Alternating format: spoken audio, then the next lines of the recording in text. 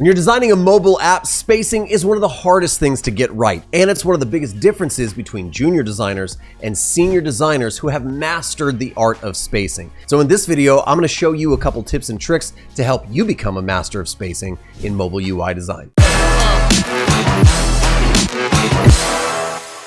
Step one to mastering spacing as a UI designer is very simple. You need to choose, adopt, and adhere to some sort of spacing system of your choice. I prefer an 8-pixel grid system because it gives me a small base number. I can multiply off of that, divide things by it, and I use that base number for everything, for spacing, for rounding my corners, for sizing my typography. I just use it for everything. You don't have to use the one I use, but you do have to use something that at least allows you to make decisions quickly and ask less questions. For instance, we jump over to this design in Figma. You can see that I turn on my grids and I have a 6-column grid. Now this is super helpful if I want to space things and size things, on screen, but it's not dictating or giving me a lot of understanding of what to do and how to space things, how to round things. When I adopt something like an 8-pixel grid, you can see here I've just come over to my artboard, I've turned off that 6-column, and I've created a new 8-pixel grid. This allows me to place things exactly where I want to place them, just on those grid lines. And when I'm thinking about spacing, I'm asking myself, how far away should I space this card from the next card? It's really easy. I'm just going to come down here, and I'm obviously going to use something that's divisible by 8. So it's either 8, 16, maybe if I want to go really small, I could do 4, but it's always going to be adhering to and embracing a spacing system of some kind. Another thing you need to do to master UI design is to get on board with a couple of hard and fast rules that us UI designers have come to know over time just work. One of those is that there should probably be at least 6 pixels of spacing between elements in your design. You can see we have a little badge here or a logo with a text lockup, and that text lockup is about 1 pixel away from that badge. And you can compare that to down here. We have at least 6 pixels of spacing, and it doesn't look like a very big difference right here. But as we start to scale out, you can see how cluttered, how illegible that is. It's just a bad experience. It's hard to read. It's just not a good vibe. So spacing things away about 6 pixels is going to help you in your design. There are some exceptions, but try to honor that rule as much as possible. There's some other rules like making sure that your buttons that are tappable are spaced anywhere between 12 and 42 pixels apart. That depends on the size of the buttons. But one of the bigger ones is to really contrast and compare this idea of white space, is to embrace white space and make sure that you're not afraid of white space. But number 2, don't disconnect things so much that they no longer hold any grouping or relationship. These are some hard and fast rules, some mental models, and some numbers for you to adopt into your design. And if you do that, it's going to help you master spacing. I want to take a quick moment to thank Mobbin for sponsoring this video. Mobbin is the internet's #1 largest and freshest place for UI, UX, and digital product designers to find inspiration. It has over 1,000 different applications on there, 300,000 plus screens, and 60,000 individual flows that I go to pretty much daily to level up my skills, to get inspiration, to learn how to solve problems that other people that are way smarter than me have already solved. Why would I want to reinvent the wheel when I can actually go and experience all the wheels that have already been created over at Mobbin.com. I'm especially in love with the fact that when I go to Mobbin, I can search and filter and find exactly what I'm looking for. Specific applications, specific platforms, specific flows. If I'm looking for a login, somebody's already done it. If I'm looking for an onboarding and how that should work, I can find it, download it, use the Figma plugin, get it into my project, and start to use it for my stakeholder meetings and my client meetings. Mobbin is the #1 place that I go pretty much every day, and you should too if you want to level up your skills and fast track the amount of time it takes you to solve any one particular problem. Head over to Mobbin.com. There's a link down in the description. Become a fan, sign up, create a free account, and love your life. The last thing you need to do to master spacing is to really understand scaling of space as we move through our screen. Why do we space some elements this way, but the other elements around them another way? How much should these things be apart? Should they all be the same? Can I just use 8 throughout? The answer to that is no. And for this, I've created a way of thinking about spacing called the outside in method that talks about 5 different groups. Let me introduce you to those groups right now. The first one that you should understand is the wrapper, or the outer wrapper. This is an element that's probably containing all of the different content in your design. And for this outer wrapper, you should be somewhere between 24 to 30 pixels of space. You can see this is very, very tight. It feels like everything's pushed out to the edge. So we're going to first space everything inside of an outer wrapper.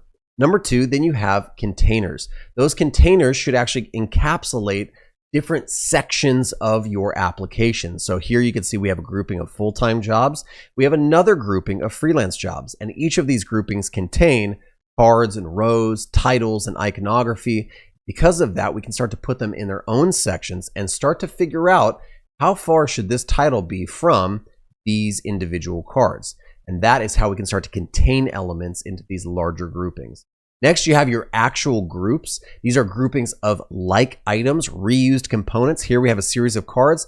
These should live in their own grouping so we can determine what the spacing is between each one of them. It should be consistent spacing, and this spacing should probably be a little bit less than the spacing between the heading inside of that other container, the heading and the group itself. Next, you have your cards or rows. These are very, very popular components or way of designing in mobile applications. Each of the cards or rows should probably have some internal padding.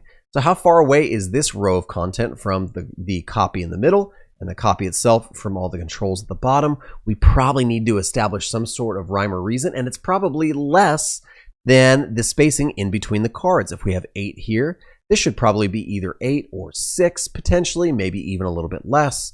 And then lastly, you have the individual elements themselves. We have all of those elements, and they should have their own types of spacing.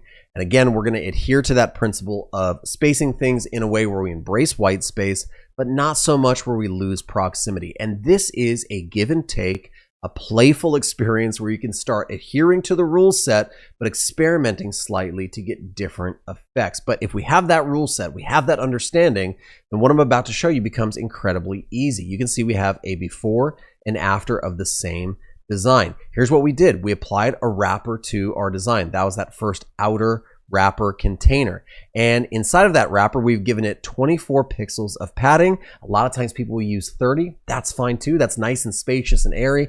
I like 24 because it adheres to this 8-pixel grid that I'm such a fan of. Everything is flush to the edges of this wrapper, and it's 24 pixels away. Then I established 32 pixels of spacing in between my sections. You can see this is a section, and it's about 32 pixels away. And you have another section of content, and it's also 32 pixels away. We've jumped up a little bit forward to 32, but that's okay. Our next step down is going to be 24 pixels between the titles and the content. So now, instead of having 32 pixels of spacing here, we now have 24 pixels. What we're saying is that these are more closely related, these are more grouped and have a connection to one another than maybe this line or these elements are to this.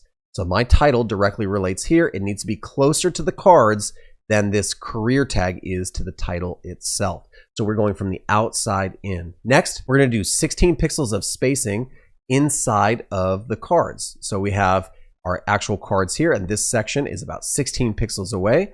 You can see how we move from 24 to 16. We're just decreasing the spacing as we tighten things up, which is really, really nice. And then we have 8 pixels of horizontal spacing for buttons and tags. We have those inside here. You can see our 7 or 8 pixels of spacing. I got to fix these up a little bit. I'm just going to grab my auto layout and increase that sizing just a tad bit. Now they're 8 pixels away. And lastly, we have 6 pixels of space in between our regular elements that we've already talked about.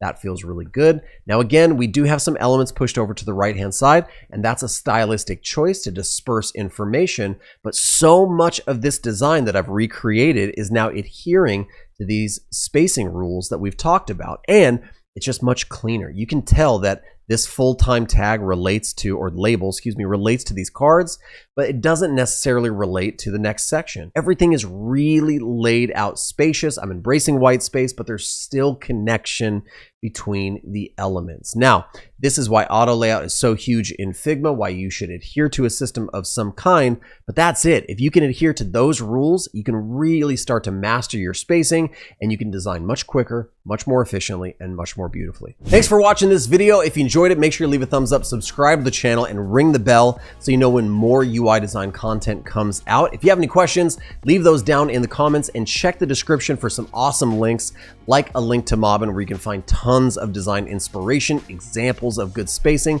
as well as a link to my 30-day UI design program where you can learn about spacing as well as 40 hours plus of other UI design content. It is the best UI design program on the market right now.